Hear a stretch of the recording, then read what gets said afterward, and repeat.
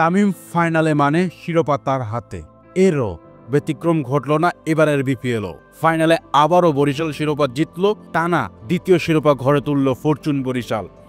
এতেই ভাগ্য বদলালো তৌহিদ হৃদয়ের। টানা 3 ফাইনাল খেলে শিরোপা না জেতা তৌহিদ হৃদয় এবার শিরোপার আক্ষেপ গুচালো তামিমের নেতৃত্বে। এদিন দুই দলই দারুণ লড়াই করেছে, যেখানে চিটাগাং কিংস প্রথমে ব্যাট করে 194 রান নেয় 3 উইকেটে। জবাবে ফরচুন বরিশাল 3 বল হাতে রেখে 195 রান নেয় 7 উইকেটে, যেখানে 3 উইকেটের জয় আর দ্বিতীয় শিরোপা ঘরে তুলল বরিশাল। এদিন তামিম ইকবাল দুর্দান্ত ব্যাটিং করেছেন, যেখানে 29 বল থেকে 54 রান করেছেন।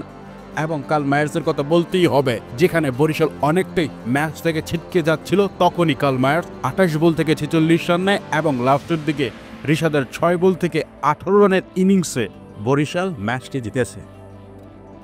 দীর্ঘ 1 যুগ পর আবারও বিপিএলে এসে চিটাগাং কিংস খালি হাতেই বাসায় ফিরছে, আর বরিশাল দ্বিতীয় শিরোপা নিয়ে লঞ্চে উঠবে